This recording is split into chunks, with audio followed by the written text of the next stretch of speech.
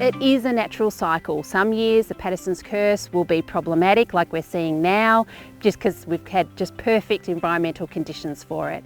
But the agents are still there.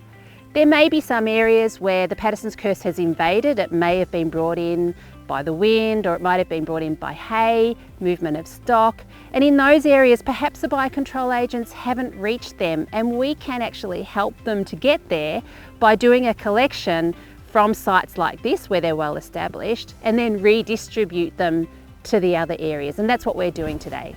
Effectively, Paterson's curse collection, a biocontrol collection, you just tap them this time of year in a net, or another container is easy, like a kid litter tray, so anyone can use it. Give it a good beating, and all the beetles and weevils and everything else, they'll fall into the tray in a corner, and then you put it into another container and you'll collect them. So we've got all six varieties of Biocontrol on this one site in the last half an hour or so. Usually mid-October to early November is the key time in most regions to collect, and within a week or two you should get a bit of variance, but you should be able to get mainly your two weevil species, your pollen beetle and your stem beetle at this time of year.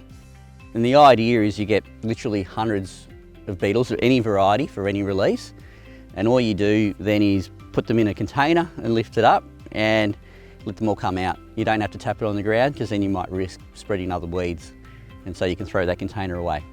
I'd put it anywhere that you weren't going to spray potentially a lot. So for me it's often in a creek line or a revegetation area or a roadside or something like that, where there's always going to be a few plants come up. I suggest that landowners need to have a closer look at the pest plants on their properties to be able to identify whether they've got biocontrols as well. And that's where we can help at Mitta Murray. Before releasing biocontrols, you should check with the person who owns the property, if you don't own the property yourself, and talk to your local weed officer, just ensure that it's appropriate in that place and it fits within your system.